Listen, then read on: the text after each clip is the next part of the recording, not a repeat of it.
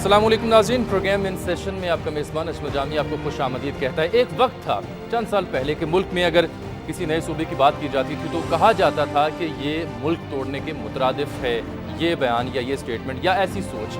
अब जबकि इस पर राह हमवार हो चुकी तो अब हर कोई अपनी अपनी प्रोडक्ट को एक नए रैपर्स में पेश कर रहा है। कोई सराइकी सूबे की आवाज़ लगाता है, किसी के यहाँ हज़ारा सूबे की लॉलीपॉप है और इसी तरह से मुख्तलिफ सूबों की आवाज़ें लगाई जाती हैं अपने अपने अंदाज में। और तो और मुल्क की सबसे बड़ी अपोजिशन भी जो है वो भी हामी है और उसने भी 4 सूबे बनाने की तजवीज़ जो है वो पेश कर दी है। इन सेशन प्रोग्राम में हमने कोशिश की है वो तमाम मामला जो आवाम से बिलवास्ता या बिलावास्ता जिनका ताल्लुक है वो आपकी खिदमत में लेकर आएँ, उन पर तफसीली बात करें, आपके जहनों में उठने वाले सवालात जो हैं उनके जवाब अवामी नुमाइंदों से ले सकें। तो सूबों का मामला जो है ये भी इंतहाई अहम है, आवाम की इसमें बहुत ज़्यादा दिलचस्पी है। जो महरूम इलाके हैं उनके आवाम चाहते हैं कि उनके सूबे वहाँ पर बनाए जाएँ। लेकिन अब फिर इसमें डिबेट जब होती है तो दो नुक्ते नज़र हम देखते हैं। कहा जाता है जी लिसानी बुनियादों पर सूबे बनने चाहिए, कुछ कहते हैं लिसानी पर नहीं बल्कि इंतज़ामी बुनियादों पर यूनिट्स की सूरत में सूबे जो हैं वो बनना चाहिए। यानी कि सियासी जमातों की हाँ हम आहंगी नहीं है कि किस पैटर्न पर मुल्क में सूबे बनने चाहिए। एक बात पे कंसेंसस ज़रूर हो चुका कि सूबे बनने चाहिए।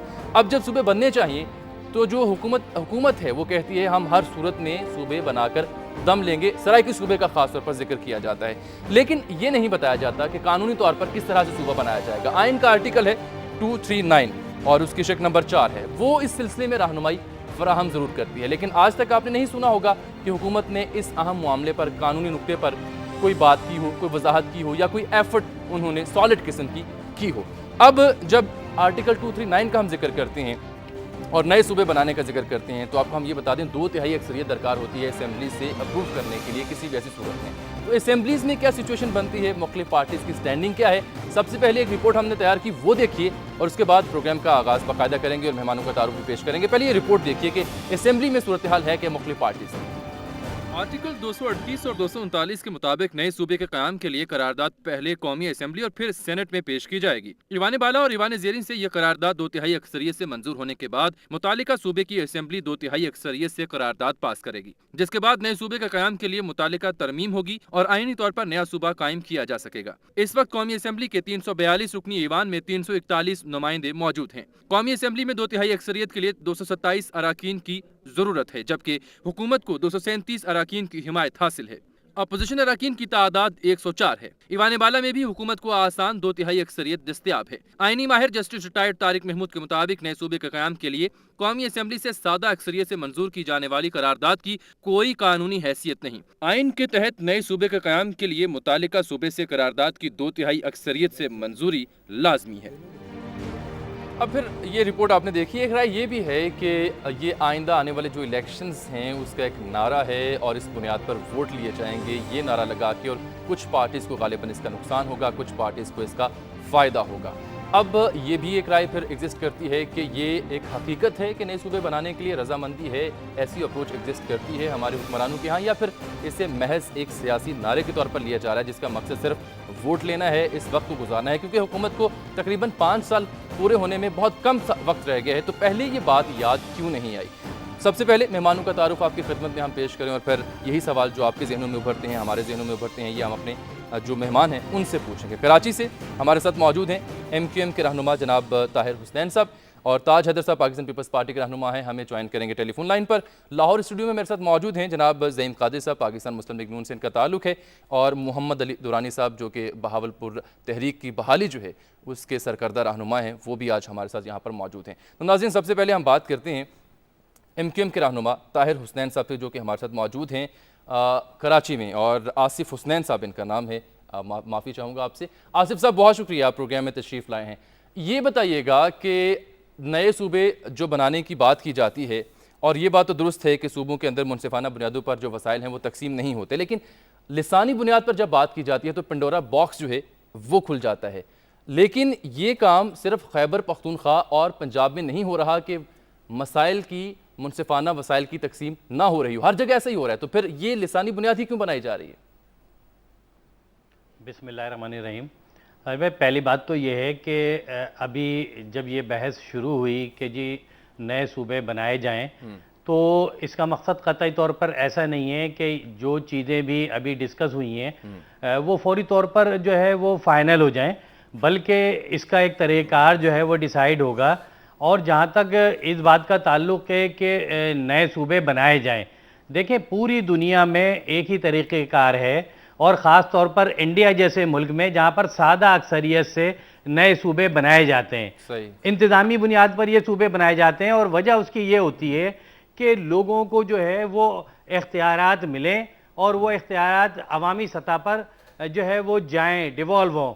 बदकिस्मती से पाकिस्तान में ना तो नए सूबे बनाए जाते हैं और ना जमहूरी गवर्नमेंट आती है, तो इन गवर्नमेंट्स में लोगों को इख्तियारात देने के लिए बल्दियाती इलेक्शन तक नहीं कराए जाते। सही। जब नए सूबे नहीं बने तो आज आप देखें पाकिस्तान में इलाकाई बुनियादों पर और दीगर बुनियादों पर डिफरेंसेस बढ़े और जब एक शख्स को अपने राइट्स नहीं मिले और 6-6 करोड़ और 7-7 करोड़ की आबादियों के इलाकों में जहां पर सूबे आपने नहीं बनाए, पंजाब जैसे इलाके में जहां 10 करोड़ की आबादी, लेकिन यहाँ मैं जो सवाल पूछा था ना आपसे, उसका मकसद यही था जो आप जिस नुक्ते की जानिब आ रहे हैं। मैं आपसे पूछना ये चाह रहा हूँ, क्या सिंध में वसाइल ठीक मिल रहे हैं लोगों को? देखें, पहली बात तो यह है कि जिन जगहों पर ये इश्यूज पहले से मौजूद थे या लोगों की आवाज़ें मौजूद थी, जिस तरीके से जनूबी पंजाब में ये इश्यूज खड़े हुए और आज से नहीं, गुज़िश्ता कई सालों से वहाँ के लोग ये डिमांड करते आए कि जी हमें नए सूबा जो है वो चाहिए। गुज़िश्ता दिनों जब खैबर पख्तूनख्वा में हज़ारा बेल्ट पर जब लोगों ने मुजाहरे किए और वहाँ पर ये डिमांड सामने आई, तो आपको याद होगा कि हज़ारा की ये तहरीकें, कई तहरीकें जो है वो पहले से वहाँ पर मौजूद थी, लेकिन नई सूरत हाल के बाद उनकी आवाज़ जो है वो बहुत ज़्यादा हाईलाइट हुई, सामने आई और लेकिन ये बात सामने आई कि हज़ारा सूबा भी बनना चाहिए और इसी के साथ ही ट्राइबल एरिया में। आप दुरुस्त फरमा रहे हैं, लेकिन मेरा नुक्ता नज़र आपसे ये है, सवाल ये है कि क्या सिंध में तमाम लोगों को उनके वसाइल, उनके हुकूक मिल रहे हैं? क्या सिंध में आवाज़ें नहीं उठ रही? और इस सिलसिले में आपसे कुछ गुजारिशात करना चाहूँ। कुछ पॉइंट्स मैंने ले रखे थे आज के इस मौजू के हवाले से कि लाड़काना और नवाब शाह को 2.6 बिलियन और 2 बिलियन पैकेज स्पेशल दिया गया सिंध हुकूमत की तरफ से। तो मुल्क में जितना तेल पैदा होता है उसका 60% बदीन से निकलता है, लेकिन ह्यूमन डेवलपमेंट इंडेक्स के मुताबिक मुल्क की 106 से ज़ायद अजला में बदीन का नंबर 90 बनता है। तो साहब ये सब कुछ तो वहाँ भी हो रहा है, मैंने फैक्ट्स भी कोट किए हैं, तो वहाँ की बात क्यों नहीं की जाती? देखें, किसी चीज़ को जहाँ पर जिसकी आवाज़ हो, अगर पहले उस मसले को हल कर लिया जाए, बजाय इसके उसको डाइवर्ट किया जाए और जहाँ पर ये इश्यूज़ ना हो, जहाँ पर ये आवाज़ें ना हो। सिंध में ऐसी जब कोई आवाज़ नहीं है तो जाहिर सी बात है जहाँ पर ये आवाज़ें हैं पहले उन इश्यूज़ को हल किया जाए। अगर आप इन इलाकों में जहाँ 10-10 करोड़ की आबादी वाले सूबे हैं और वहाँ पर 20-20 साल से, मैं आपको याद दिलाऊं कि जनरल मोहम्मद ज़ियाउल हक के दौर में अंसारी कमीशन बैठा था और उस अंसारी कमीशन में ये बात कही गई थी कि मुल्क में कई नए सूबे बनाए जाएं इंतज़ामी बुनियादों पर, ताकि इससे मुल्क की सूरत हाल बेहतर हो, मुल्क की इकनॉमी बेहतर हो। लेकिन जब ऐसा नहीं हुआ तो पहली दफ़ा जब मुत्तहिदा कौमी मूवमेंट ने इस असम्बली के अंदर ये करारदाद, ये रेजोल्यूशन लेकर आए कि जी नए सूबे बनाए जाएं और सबसे पहले जहां आवाज़ें हैं, अगर जुनूबी पंजाब की आवाज 20-25 साल से ताज मोहम्मद लगा और उससे पहले के लोग जो भावलपुर, दो चीजें समझ रहा हूँ ना, दो चीजें समझ रहा हूँ, बाकी मेहमानों की जाने भी आना है। आपने कहा जहां पर आवाज उठाई जा रही है वहां सूबा बनना चाहिए, लेकिन दूसरा जिक्र आपने किया इश्यूज का, जो मैं भी जिक्र कर रहा हूँ। तो इश्यूज को हम इग्नोर नहीं कर सकते। अगर कहीं पर इश्यूज हैं और वहां पर जरूरत पड़ सकती है तो उसे भी कंसिडर किया जाना चाहिए ना। अब जबकि आवाज उठी गई है कि सूबे बनने चाहिए। देखें, इश्यूज की नोयत मुख्तलिफ है। अगर वो वसाइल की बात है, वसाइल की तकसीम तो है ही नहीं। वो मैंने जिक्र किया नवाब शाह और लाड़काना का कि 2.6 बिलियन लाड़काना की और नवाब शाह को 2 बिलियन दिए बिल्कुल है। लेकिन मैं नवाब शाह, लाड़काना और बदीन की जो आप बात कर रहे हैं, आज भी अगर देखे जाए तो पीपल्स पार्टी की हुकूमत है और पीपल्स पार्टी को चाहिए कि वहां डेवलपमेंट दे। आप भी इसलिए कि पीपल्स पार्टी बिलोंग करती है सिंध से और हमारी भी कोशिश ये है कि इन इलाकों में डेवलपमेंट हो और मुख्तलिफ इलाकों में ये डेवलपमेंट हो रही है। अगर आप पीएचडीपी का जो है बजट उठाकर देखें तो इसमें बेशतर जो पैसा है वो लाड़काना में भी पहली दफा रत्तो डेरों में और दीगर इलाकों में लगाया जा रहा है। तो अगर पीपल्स पार्टी की गवर्नमेंट, आसिफ हुसैन साहब लोगों को आप मेरे साथ ही रहेगा। मोहम्मद अली दुरानी साहब और ज़हीम कादरी साहब और ताज हैदर साहब के साथ इसी मामले पर इंतहाई अहम सवालात में पूछने जा रहा हूँ। लेकिन मैं साथ में जाते हुए आपको ये बता दूं कि जब ब्रेक के बाद मैं वापस आऊँगा तो सेनेट की functional committee on less developed areas की कुछ फैक्ट एंड फिगर्स हैं कि मुल्तान में कितना खर्च हुआ और बाकी जो जनूबी पंजाब के अजला हैं वहाँ क्या खर्चा किया गया, ये भी मैं आपसे शेयर करूँगा। और ताज हैदर साहब से खासतौर पर जिक्र करूँगा उनके रिसर्च पेपर का जो सूबों के हवाले से उन्होंने शाया किया था। मेरे साथ आप रहिएगा, मिलेंगे आपसे एक ब्रेक के बाद।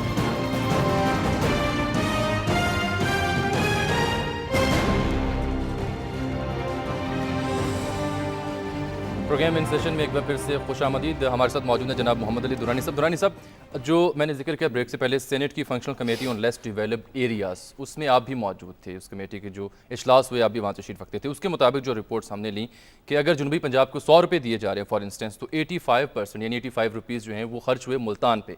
उसकी डिटेल्स क्या हैं, फिर कमेटी ने उस पर क्या एक्शन लिया था और क्यों मुल्तान पे ही क्यों इतने खर्च किए गए? फिर ये कहा जाता है जी महरूमी का शिकार है, महरूमी का शिकार। बिस्मिल्लाहिर्रहमानिर्रहीम।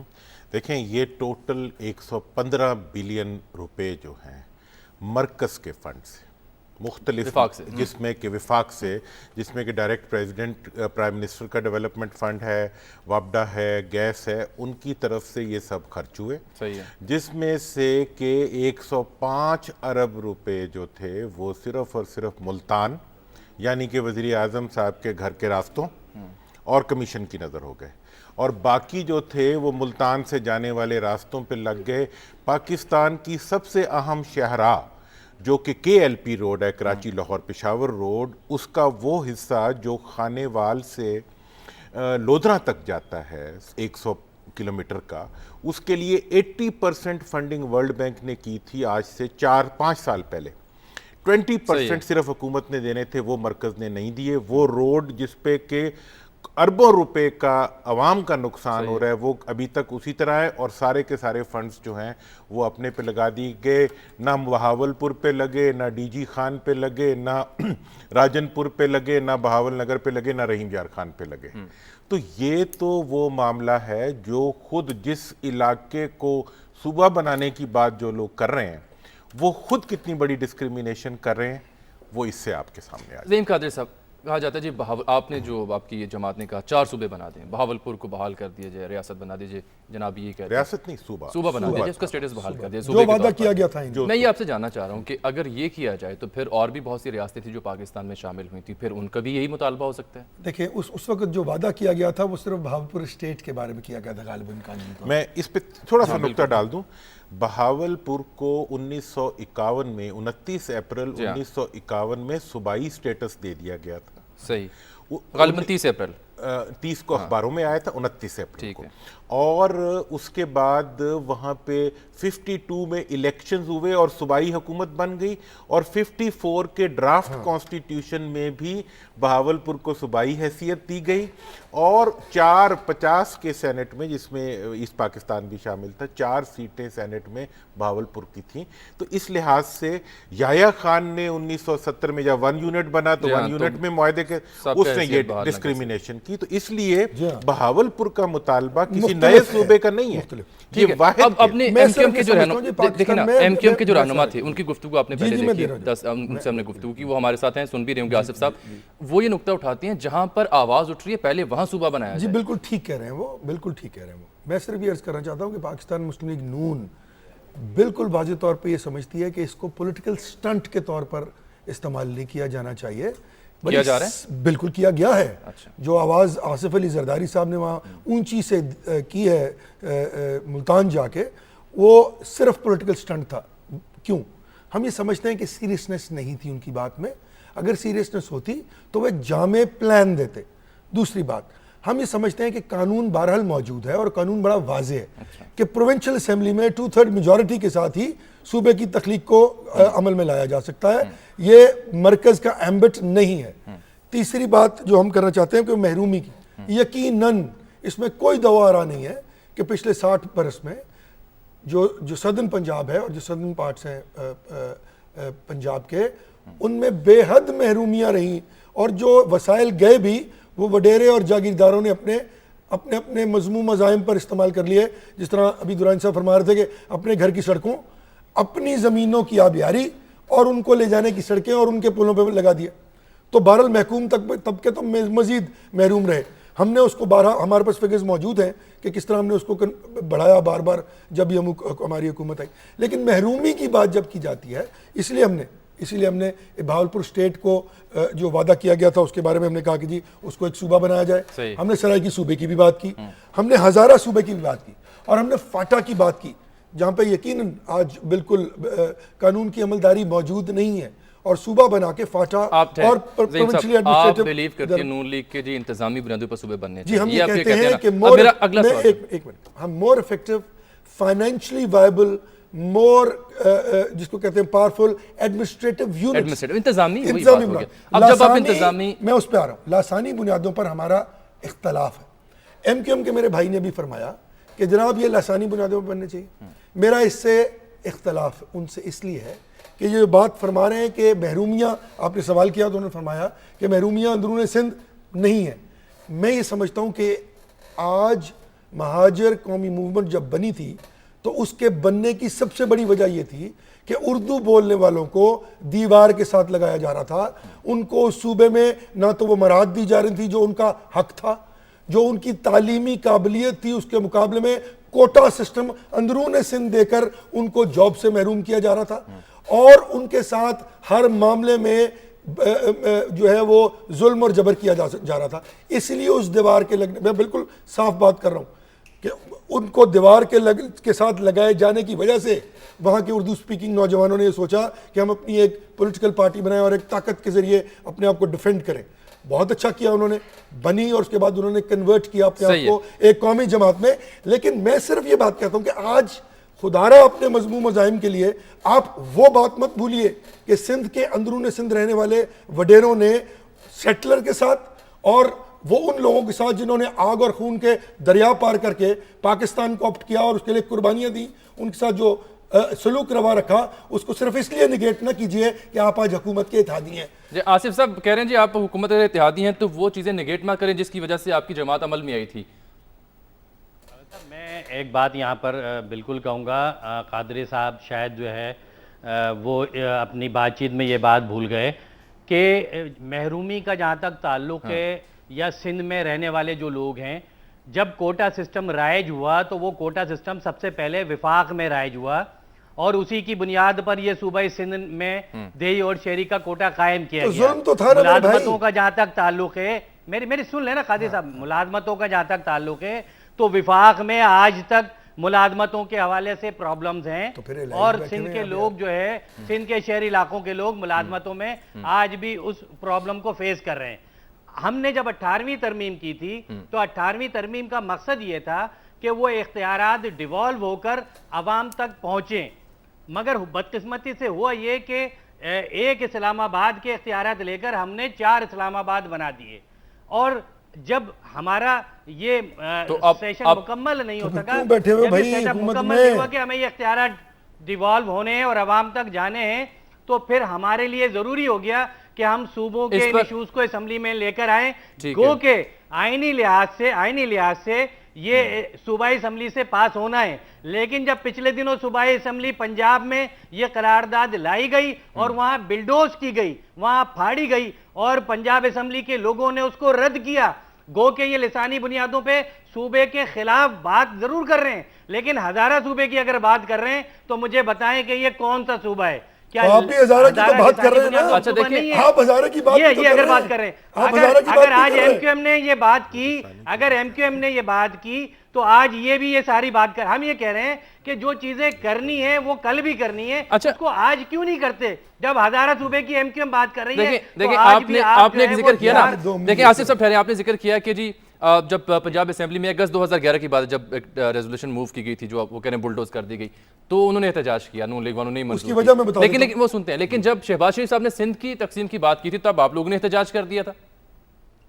देखिए मसला सिंध की तकसीम या पंजाब की तकसीम का नहीं है, खुदा ना खास्ता किसी भी इलाके की या कौमों की तकसीम मुल्क की तकसीम होती है। हमारा मसला यह है कि जो इख्तियारात लोगों को चाहिए, जुनूबी पंजाब की जब महरूमी का आप जिक्र करते हैं, अभी भी आप कह रहे हैं कि जुनूबी पंजाब में बहुत महरूमी है, तो जब आप महरूमी का जिक्र करते हैं, कॉटन पैदा करने वाले लोग, जो है गन्ना पैदा करने वाले, शुगर पैदा करने वाले लोग, अगर उनको उनके जिस्म पे कपड़ा नहीं है, वहां पर वसाइल नहीं प्रोवाइड करेंगे, तो फिर वो सूरत-ए-हाल वैसे ही बनेगी। वही बात आ जाती है ना, 1971 में बनी है, वही बात आ जाती है ना हुजूर के बदीन जो है वो भी तो 60% तेल पैदा करते हैं, बदीन में कौन सी खुशहाली है? वही बात आ जाती है ना, मसला तो वहीं पे आ रहा है घूम फिर के ना, कि जो जहां पर जरूरियात हैं, महरूमियां हैं, उनको एड्रेस करने के लिए अगर इंतजामी बुनियादों पर बात होती है तो वहां पर हम क्यों नहीं जाते? ठीक है, अब आसिफ साहब मेरे साथ ही रहिए ना, मुझे एक ब्रेक लेनी है यहाँ पर। कादिर साहब आपसे मैं बात करूंगा, दुरानी साहब आपके नुक्ता नजर भी इस पर लूंगा मैं बहावलपुर के हवाले से, लेकिन नाज़रीन मिलेंगे आपसे एक ब्रेक के बाद।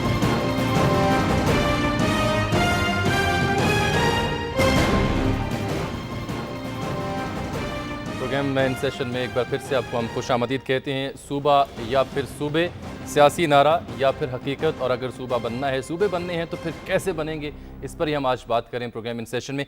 दुरानी साहब, मैं आपसे बात करना चाह रहा हूँ। पहले गवर्नमेंट ने करारदाद दी MQM के तवज्जो से सराइकी सूबे के हवाले से, फिर नून लीग ने कहा जी 4 सूबों की करारदाद दी जाए। तो अब ये करारदादों के ज़रिए ये मसला हल हो जाएगा, या फिर जो मैंने कानून का जिक्र किया 239 का आर्टिकल जो सब झैल शिक 4, उसके तहत कोई कानूनी पैटर्न भी दिया जाएगा कि जनाब इस तरह से बनेगा?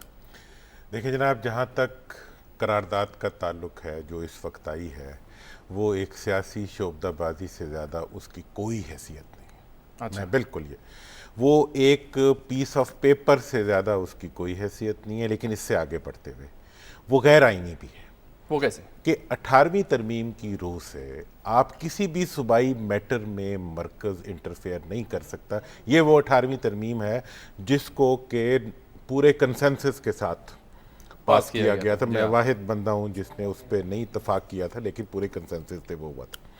और उसके बावजूद उसकी मुखालफत करते, उसको नेगेट करते हुए एक सूबाई इशू को मरकज़ में उठाया गया और against the spirit of constitution उठाया गया। और उसका मकसद भी कोई नहीं है कि जी आप हम जी वो जो, और फिर ये देखें आप कि ये एक सियासी शोबदाबाजी इसलिए है कि आप मुल्तान जाते हैं, आप कहते हैं सराइकी सूबा बनाएंगे, आप यहाँ आते हैं आप कहते हैं हम जनूबी पंजाब बनाएंगे। जनूबी पंजाब जो सूबा बनाएंगे उसकी हदूद का ही पता नहीं है। अगर आप कहते हैं उसमें बहावलपुर शामिल है तो बहावलपुर तो इसको नहीं मानता। मैं पहले ही कह चुका हूँ कि आर्टिकल 49 के तहत, आईनी दफा के तहत वहाँ रेफरेंडम कराएं। और आपको, अगर हम 50 की बात नहीं करते, हम 80 की बात करते हैं कि अगर 80% लोग उसके खिलाफ वोट दें, फिर आप कहाँ खड़े होंगे? अच्छा, जो आपने जिक्र किया था जी गैर कानूनी है ये सूबाई मामला, इसे वफाक पे क्यों उठाया गया? तो जब सूबाई सतह पर अगस्त 2011 में जिसका मैंने जिक्र किया रेजोल्यूशन आई थी, तो फिर आपने बुलडोज़र इसलिए कि वो एक इनकॉम्पिटेंट जिसको कहते हैं रेजोल्यूशन था, उसमें किसी किस्म की डिटेल्स नहीं थी।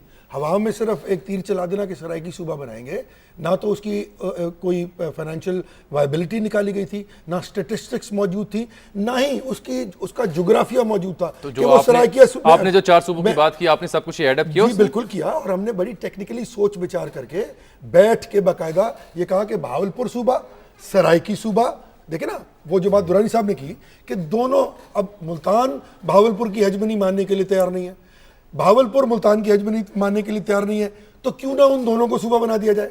बड़ी वाइब्रेंट बात है। लेकिन उसमें किस किस जगह को, किन किन अजला को शामिल करना है, उसकी बाकायदा स्टेटिस्टिकल फाइनेंशियल वायबिलिटी निकाली जाएगी और फिर उनको उनके साथ जोड़ा जाएगा, ताकि वो, वजह क्या, वजह यह है कि अगर वो एडमिनिस्ट्रेटिव यूनिट फाइनेंशियली तौर पर वाइब्रेंट नहीं होगा, फाइनेंशियली तौर पर जिसको कहते हैं स्ट्रांग नहीं होगा, तो फिर वो लोग, वो महकूम तबके जो पहले ही पिस रहे हैं, वो मजीद तसल्लुत में आ जाएंगे वडेरों और जागीरदारों के। और हम ये नहीं चाहते कि वो वडेरे और जागीरदार आप जिन पैरामीटर्स की आप बात करें, फाइनेंशियली, टेक्निकली, पॉलिटिकली, ये दीगर, तो दुरानी साहब अब कानून की हमने जिक्र किया, लेकिन इससे आगे चलें तो जब इस पे नौबत आ जाएगी कि कंसेंसस हो गया, सूबा बनाना है, तो फिर जोग्राफियाई जो हदूद हैं उनका तयन एक बहुत बड़ा इशू हो सकता है। वो अभी भी है। मैं इसमें एक बात और ऐड करूंगा। फाटा सूबा की जो करारदाद इनकी, वो वाहिद एरिया है जो कि मैंडेट है उस पार्लियामेंट का जिसमें ये लाया गया, और वो काबिल तहसीन है कि वो लोग जिन्होंने पाकिस्तान बनाने में सबसे बड़ा किरदार किया और सबसे ज़्यादा कुर्बानियाँ दी, उनके पास आज कोई इंसानी हकूक भी उन्हें हासिल नहीं है।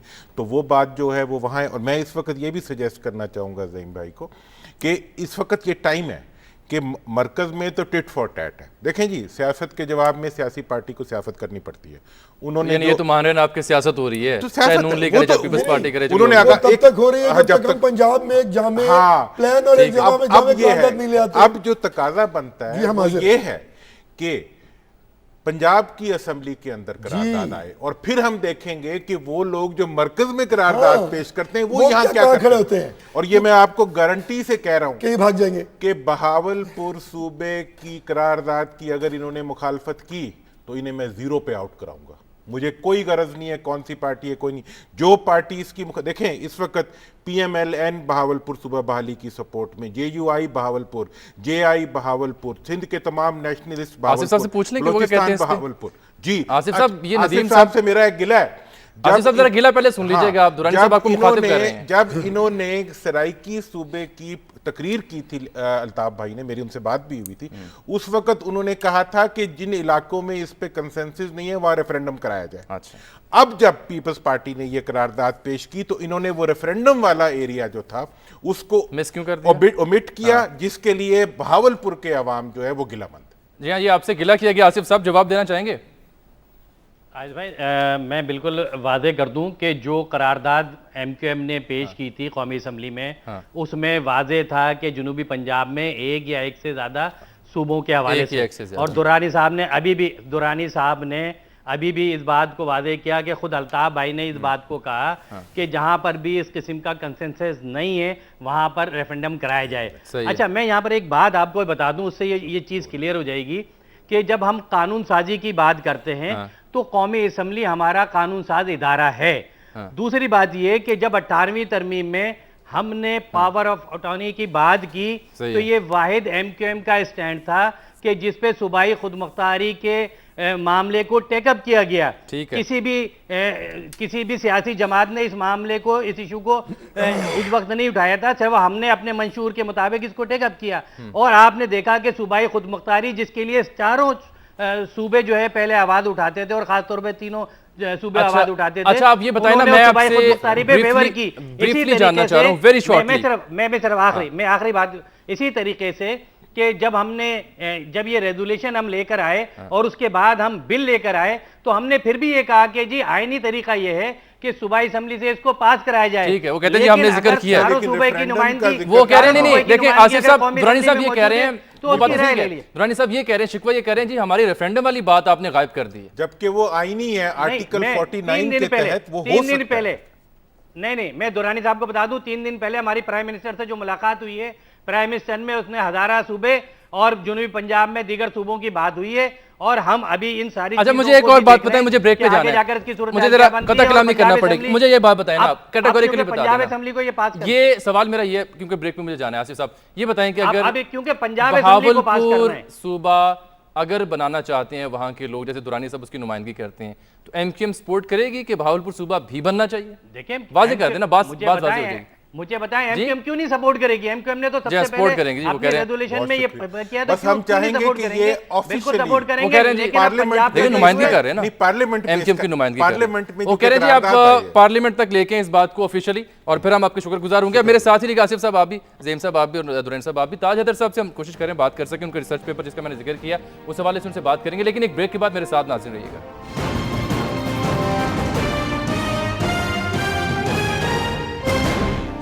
नाज़रीन, प्रोग्राम एक बार फिर से हम आपको खुशामदीद कहते हैं। मैंने ब्रेक से पहले और प्रोग्राम के आगाज़ में जिक्र किया था पाकिस्तान पीपल्स पार्टी के इंतहाई सीनियर रहनुमा जनाब ताज हैदर साहब का, जिन्होंने एक रिसर्च पेपर लिखा था वाई आ सराइकी प्रोविंस। तो उसमें वो लिखते ये हैं कि मिठन कोट में ख्वाजा गुलाम फरीद के दरबार तक पहुँचने के लिए लोगों को 500 किलोमीटर का सफ़र तय करना पड़ता है, जो कि दरिया की दूसरी तरफ 11 किलोमीटर के फासले पर है, सिर्फ 11 किलोमीटर के फासले पर, क्योंकि मिठन कोट में कोई पुल नहीं है। जबकि वो लिखते हैं अपने रिसर्च पेपर में लाहौर में दरिया रावी खुश पड़ा है लेकिन उस पर 5 पुल बनाए। इसका जवाब दे दूं? आपसे पूछ रहा हूं मैं। इसका जवाब ये है, एक मेरा भी इसका नहीं पहले आप, मेरा जवाब इस पे ये है कि एक तो वहां पे बोट का पुल बनाया जाता है जब पानी नहीं होता, लेकिन वे जरा देख लें कि उस पुल की सिचुएशन क्या है और पार्ट कितना है वहां पे दरिया का।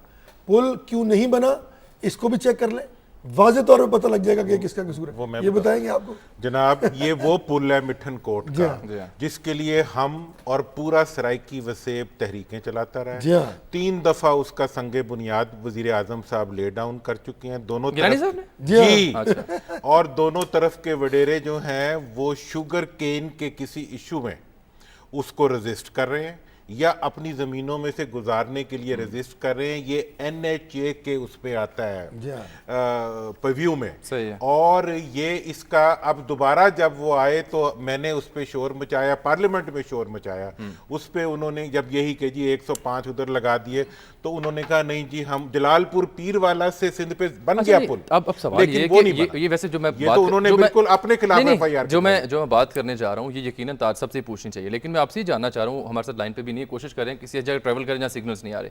अब ये बात जो आप कर रहे हैं, ये ताज साहब को पता नहीं था, इतना अच्छा उन्होंने रिसर्च पेपर लिखा, इतने सीनियर रहनुमा हैं और बड़ी अच्छी रिसर्च है उनकी, इसमें बहुत लोगों ने तारीफ की। ओनर शिफ्ट करना चाह रहे हैं एक्चुअली, और मैंने जिस पॉलिटिकल स्टंट की शुरू में बात की थी उसको वो मजीद मुस्तहकम करना चाह रहे हैं, क्योंकि जब इन्होंने रिपोर्ट शाया की थी उसके फौरन बाद जरदारी साहब तशरीफ लेके जा रहे थे मुल्तान, और वहाँ जाके उन्होंने ये प्लान किया हुआ था कि हम वहाँ पे ज़ुबान की बुनियाद पर मजीद तकसीम करने की कोशिश करें इस मुल्क के लोगों को, और वो प्रॉब्लम्स क्रिएट करें और एक लड़ाई देखें।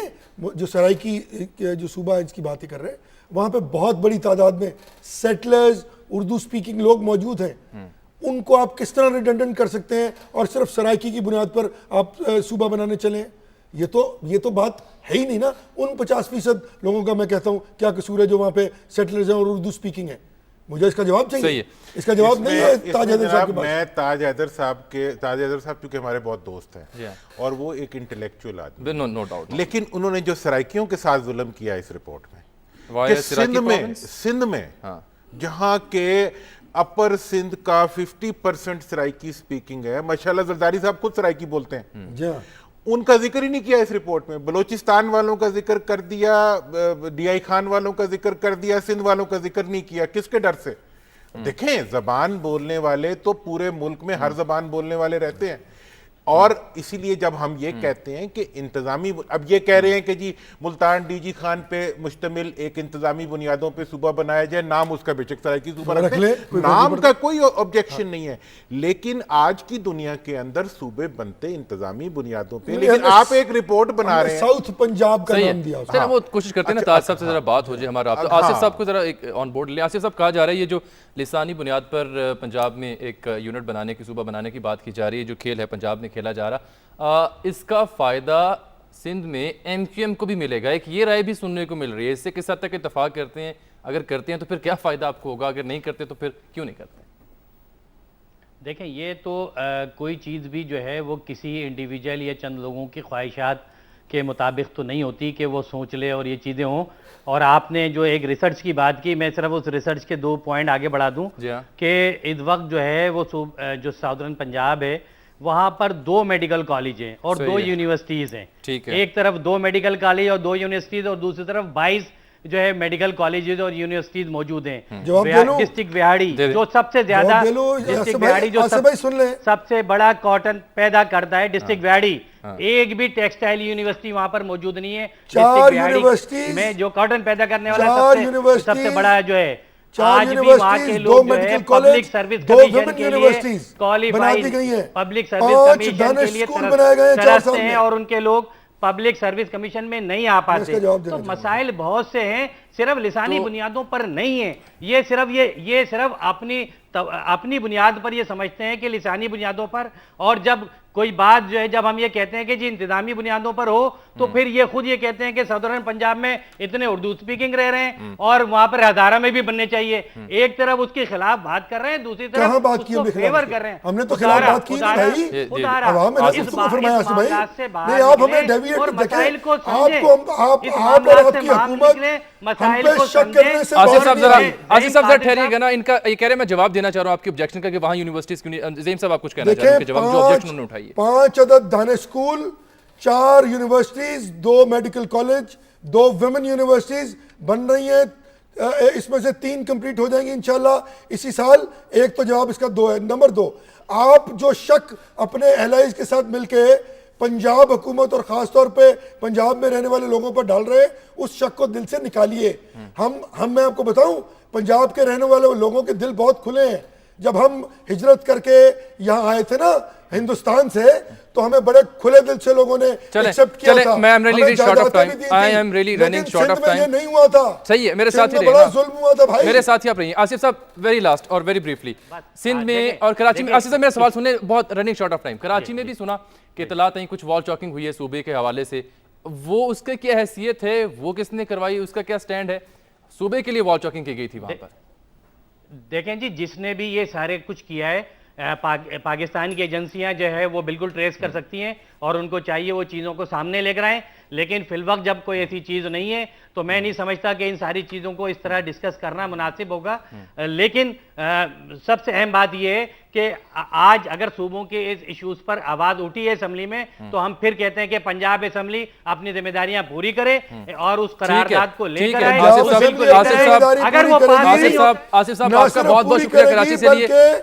बल्कि अच्छा, मेरा प्रोग्राम खत्म हो रहा है ना, जैन साहब ठहरे ना। Very last question and very important question, मुझे ये बताएं, अब जब सूबे बनते हैं चाहे लिसानी बुनियाद पर बन रहे हैं चाहे इंतजामी बुनियाद पर बन रहे हैं, जिस पे बन रहे हैं, जिस बुनियाद पर बनते हैं, जब सूबे बनेंगे तो मुल्क की इकोनॉमी पर कितना असर होगा, नया वज़ीर आला, गवर्नर, असेंबलीज वगैरह वगैरह वगैरह, उससे मईशत मुतामिल है उस चीज की, उठा ले। वेरी ब्रीफली, यही तो कैलकुलेशन कर रहे हैं भाई कि जो फाइनेंशियल इंपैक्ट और बर्डन आएगा उसको कैलकुलेट किया जाए और जो पर कैपिटा इनकम वहां पे है उसका तकाबुल किया जाए रिक्वायर्ड फंड्स और जितनी मेरा ये इस पे मौकफ है कि इस वक्त भी जितने सूबे चल रहे हैं, सिंध के पीके सबसे गरीब तो पंजाब है, ये सब जो है एनएफसी अवार्ड पे चलते हैं 90%। वो एनएफसी अवार्ड सब सूबों के लिए अवेलेबल होगा, खुशहाल चलेंगे। लेकिन सूबे बनाने के लिए बहावलपुर सूबे की बहाली, लेकिन बाकी सूबों के लिए आपको कौमी कमीशन बनाना पड़ेगा, एक कमीशन बनाया जाए, कमेटी बनाई जाए जो आईनी तकाज़ों को पूरा करे और फिर नए सूबों की राह हमवार करे और साथ में रेफरेंडम की आवाज़ें भी उठाई जाती हैं। इसी अहम मामले पर मजीद हम बात करते रहेंगे और दीगर भी आपसे बिलवास्ता ताल्लुक़ रखने वाले मामलात पर इन सेशन में आवाज़ उठती रहेगी। अजमल जामी को इन सेशन से इजाज़त दीजिए।